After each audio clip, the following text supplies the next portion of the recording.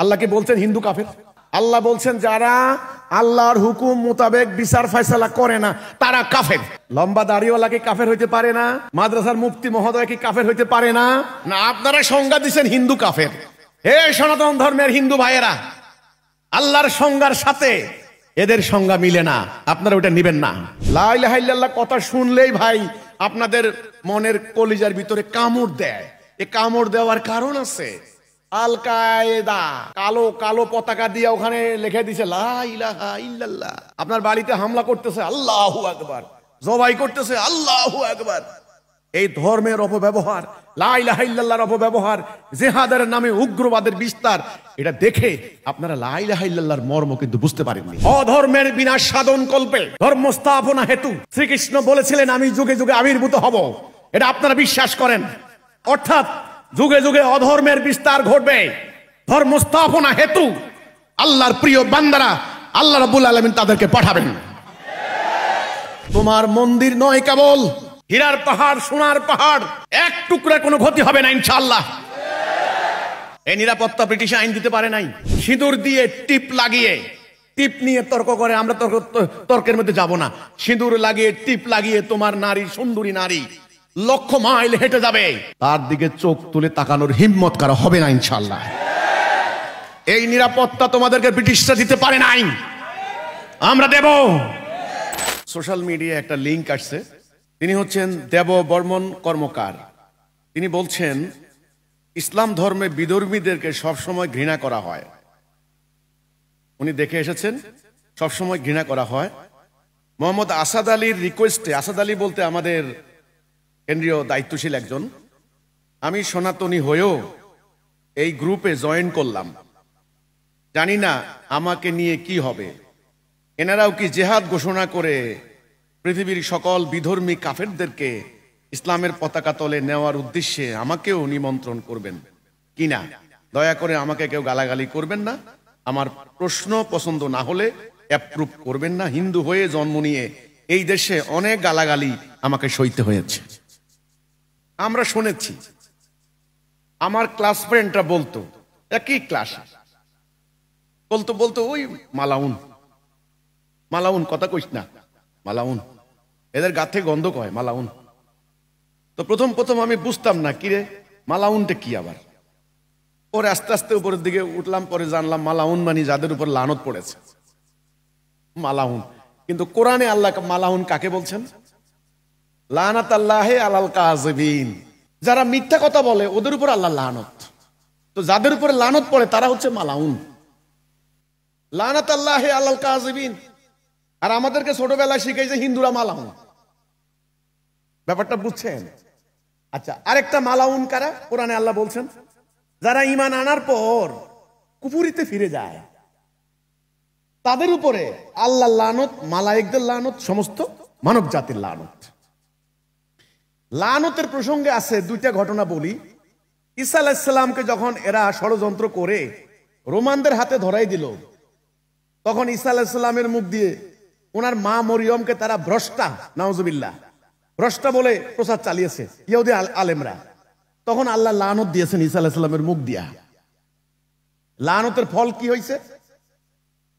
Roman সম্রাট Titus পুরা Jerusalem আক্রমণ করে, হামলা করে, পুরা ইহুদি পুরুষদেরকে হত্যা করে, নারীদেরকে দাসী বানিয়ে পুরা ডেভিড মন্দির একেবারে ডেস্ট্রয় করে দিয়ে তারা রোমানি নিয়ে গেছে, রোম নিয়ে গেছে। কয়েকশো বছর দাসত্ব ব্যবস্থা ছিল। এর আগে দাউদ আলাইহিস সালামের মুখ দিয়ে লানত দিয়েছেন আল্লাহ ইহুদিদেরকে।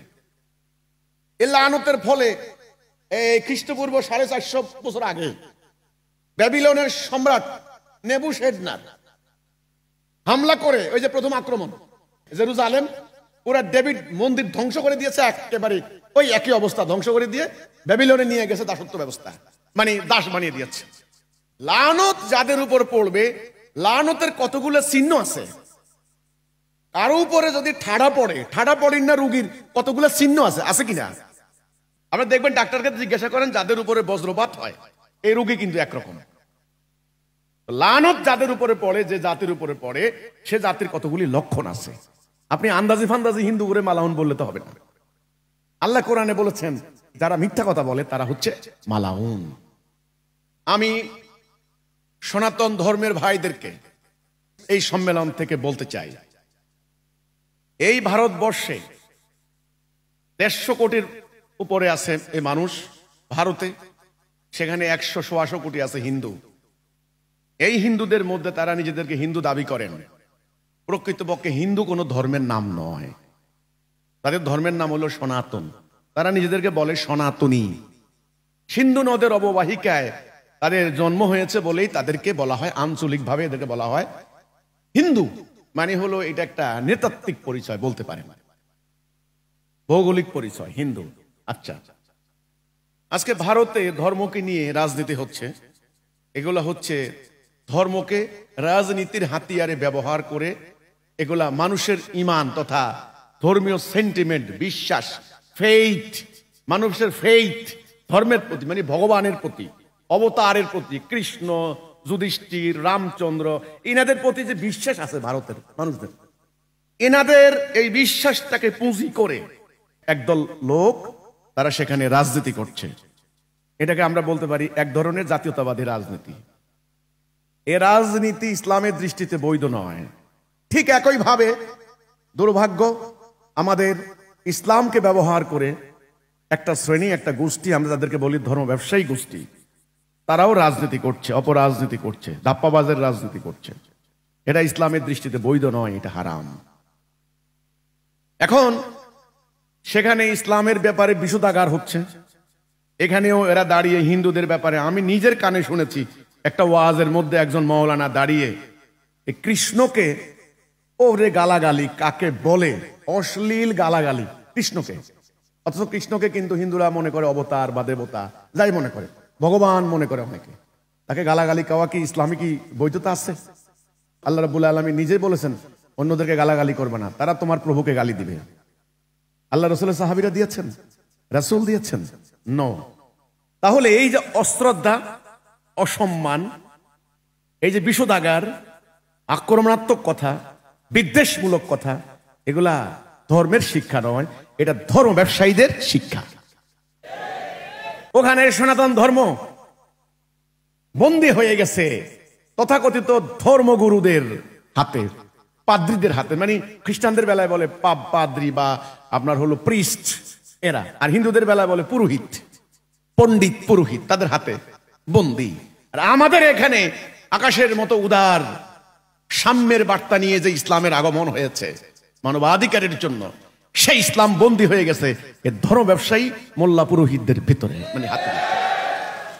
এই এখন এবার আসেন সনাতন ভাইরা, আমি আপনাদেরকে বলতে চাই, আপনারা শান্তি চান, আমরাও শান্তি চাই। আপনারা বলেন ওম শান্তি, শান্তি কামনা করেন, শান্তির বাণী ধর্মগ্রন্থের পাতায় পাতায় আছে। আপনারা বলেন রাম রাজত্ব, রাম রাজ্য, রামকে নিয়ে অনেক গালাগালি করে, আমি অজ্ঞদের মতো গালাগালি করতে চাই না। আমি রাজা রামচন্দ্র সম্পর্কে যা লেখাপড়া করেছি, সামান্য, বেশি কিছু পড়তে পারিনি, সামান্য, এতে করে যা জেনেছি তাতে রাম রাজত্ব বলতে সেই খেলাফতের সুমহান আদর্শের প্রতিচ্ছবি আমি দেখতে পাই। ন্যায় বিচার, সুবিচার। তো এই ন্যায় বিচার সুবিচার কি করে হলো? কি করে হলো? এটা ঐশী বিধান দ্বারা সম্ভব, নচেত সম্ভব নয়। আমাদের অনেক ইসলামী স্কলারদের মন্তব্য, রাজা রামচন্দ্র তিনি আল্লাহর মনোনীত ব্যক্তি ছিলেন। এখন কেউ না মানলে সেটা ভিন্ন কথা। আচ্ছা, কৃষ্ণ কে ছিলেন? কৃষ্ণের বাণীগুলি পড়ে দেখেন, কৃষ্ণের বাণী পড়ে দেখেন। কৃষ্ণের মেইন বাণীটা হচ্ছে গীতা। এই পুরো গীতাটাই হচ্ছে ওনার বাণী, পুরো গীতাটাই হচ্ছে যুদ্ধের কাহিনী, যুদ্ধের বিবরণী। তিনি যুদ্ধে উদ্বুদ্ধ করছেন যুধিষ্ঠিরকে, অর্জুনকে, এই ভীমকে, যে যুদ্ধ করো, যুদ্ধ করো। ওরা বলছে আমরা যুদ্ধ করব না, আমরা যুদ্ধ করতে চাই না, আমাদের আত্মীয় স্বজন মারা যাবে, আমাদের ফ্যামিলির লোক মারা যাবে, ভাইয়েরা মারা যাবে আমাদের হাতে। বলছে নো, এটা অধর্মের বিরুদ্ধে ধর্মের যুদ্ধ, অন্যায়ের বিরুদ্ধে ন্যায়ের যুদ্ধ, তোমাদেরকে যুদ্ধ করতে হবে।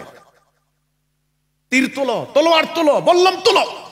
উনি উদ্দীপ্ত করেছেন, উদ্দীপনা দিয়েছেন।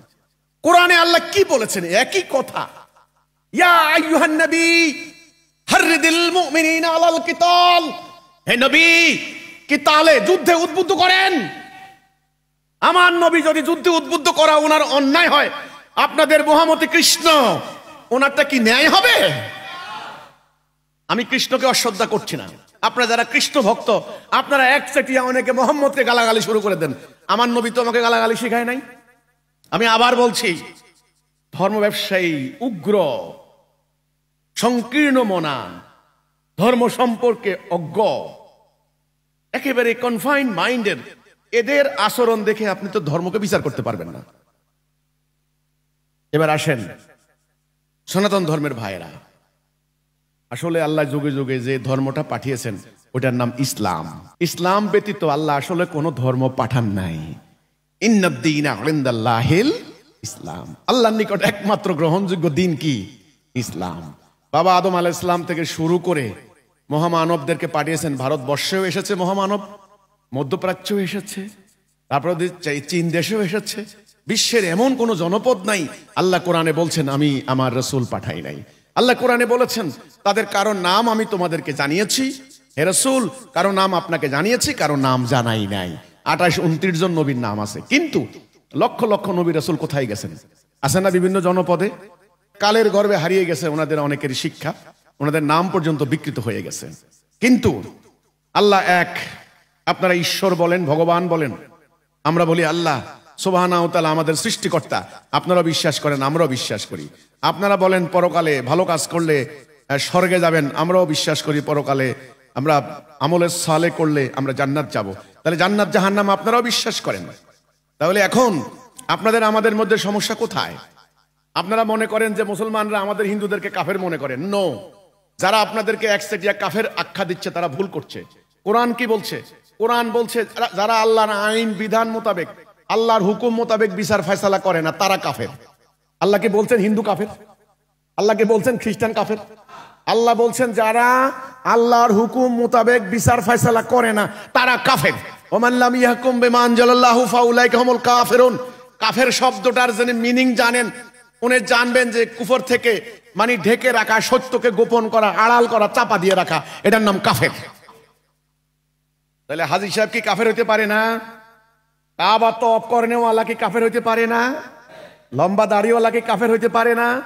মাদ্রাসার মুফতি মহোদয় কি কাফের হতে পারে না? আল্লাহর হুকুম যিনি অস্বীকার করবেন তিনি কাফের না। আপনারা সংজ্ঞা দিচ্ছেন হিন্দু কাফের। হে সনাতন ধর্মের হিন্দু ভাইয়েরা, আল্লাহর সংজ্ঞার সাথে এদের সংজ্ঞা মিলে না। আপনারা ওটা নিবেন না, আপনারা নিবেন না।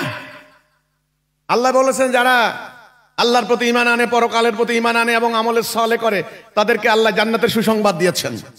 আসেন আমলে সালেহ কাকে বলে? আমল দুই প্রকার। কোরআনের শব্দ আমি বলছি অনেক হিন্দুরা বুঝবেন না হয়তো। আমলে সালেহ, আমলে সাইয়্যা। আমলে সালেহ মানে নেক আমল, সহি আমল, ভালো আমল, খাঁটি আমল। আর আমলে সাইয়্যা মানে খারাপ আমল। ভালো কথা, সত্যবাদী আর মিথ্যাশ্রয়ী এই দুইজনের মধ্যে হিন্দুরা কাকে সমর্থন করবেন? সত্যবাদী। ব্যবসা করতে গেলে মাপে কম দিচ্ছে আর সঠিক মাপ দিচ্ছে, এই দুইয়ের মধ্যে হিন্দুরা কাকে পছন্দ করবেন? যারা সঠিক মাপ দিচ্ছে। ভালো কথা, অফিসে সুদ খায় মানে ঘুষ খায় আর ঘুষ খায় না, এই দুইয়ের মধ্যে হিন্দু ভদ্রলোক কারে সমর্থন করবেন? যে ঘুষ খায় না তাকে। আচ্ছা, যে বেটা দুধে ভেজাল দেয় আর যে বেটা দুধে আদা পানি দিয়ে দেয় কারে পছন্দ করবে? যে দুধে খাঁটি দুধ দেয় তাকে পছন্দ করবে, তাই না? তাহলে মুসলমানরা তো এটা চায়, হিন্দুরাও এটা চায়। তাহলে আমলে সালেহ আর আমলে সাইয়্যা কি?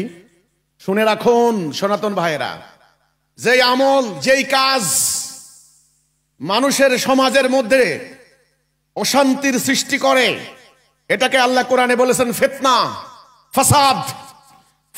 ফিতনা সৃষ্টি করে, অন্যায়ের সৃষ্টি করে, মানুষে মানুষে বিভাজন বিভক্তির সৃষ্টি করে, অন্যের সম্পদ লুণ্ঠন করতে প্রলুব্ধ করে, অন্যের অধিকার নষ্ট করতে প্রলুব্ধ করে। সেই আমল, সেই কাজ, সেই অ্যাকশন, সেই ফাংশন, এই সব কিছুই হলো আমলে সাইয়্যা। এগুলি যারা করবে তারাই জাহান্নাম যাবে। তাহলে হিন্দু আর মুসলমানদের চাওয়ার ক্ষেত্রে ডিফারেন্স কোথায় রইল? আপনারাও ভালো খাবার চান, আমরাও চাই। আপনারাও মাপে সঠিক দিক চাক, আমরাও চাই। আপনারাও চান না অর্থনৈতিক অবিচার হোক, আমরাও চাই না। আপনারাও চান না কোর্ট কাছারিতে অবিচার হোক, আমরাও চাই না। না, এই বিচার হোক। এখন আপনাদের মধ্যে আমাদের মধ্যে পার্থক্য কোন জায়গায় রে ভাই? আপনি ধুতি পরেন, আমি লম্বা কুর্তা পরি, আল্লাহ সাক্ষী আমি আপনার মধ্যে এটা নিয়ে কোনো পার্থক্য করি না। আমি এদের মতো এত অন্ধ নই।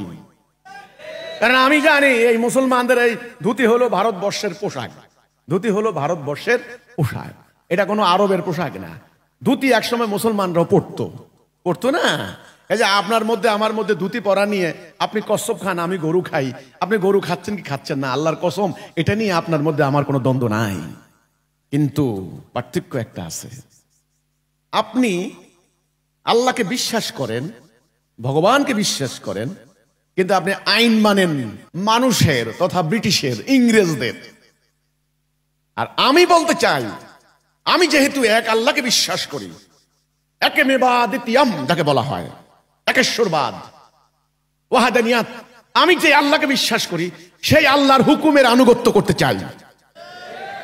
আসেন আপনি আর আমি একমাত্র আল্লাহর হুকুমের আনুগত্য করি, দেখবেন আপনি আমি ভাই ভাই।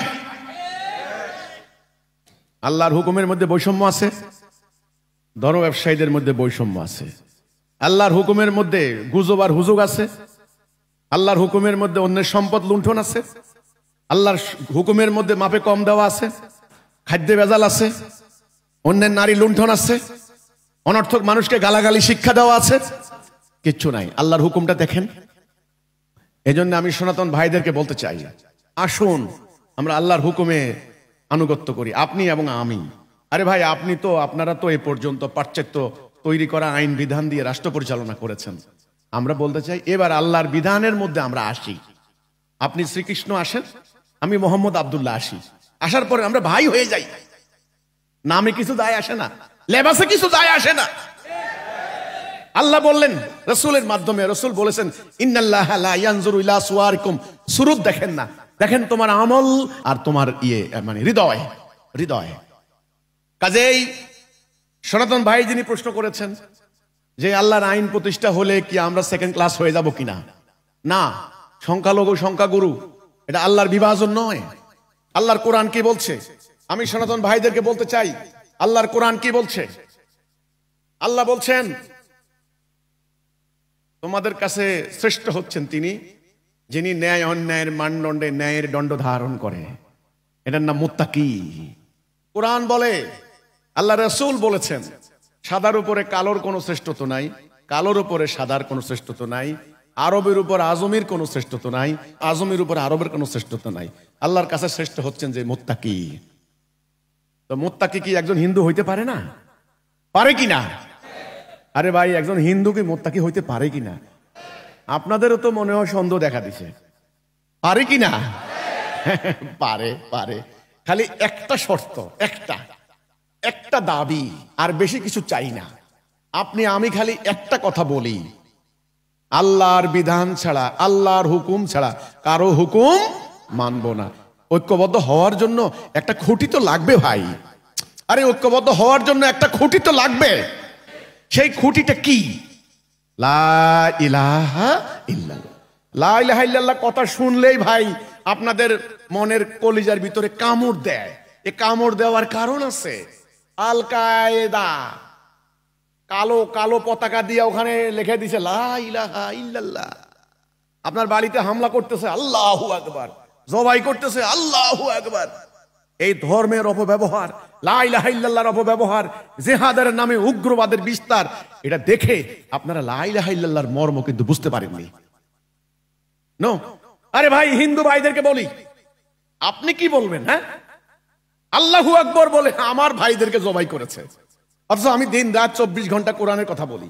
আমাকে জবাই করেছে, আমার বাড়িতে আগুন দিয়েছে, আর আপনার বাড়িতে আগুন দিচ্ছে। আপনি কাকে কি বলছেন? আমি আজকে উদ্বাস্তু, আমার বাড়িতে হামলা করেছে রংপুরে, আমার ভাইরা আজকে উদ্বাস্তু।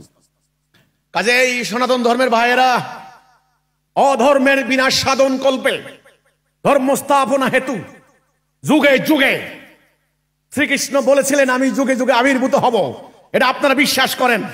অর্থাৎ যুগে যুগে অধর্মের বিস্তার ঘটবে, ধর্ম স্থাপনা হেতু আল্লাহর প্রিয় বান্দারা আল্লাহ রাব্বুল আলামিন তাদেরকে পাঠাবেন।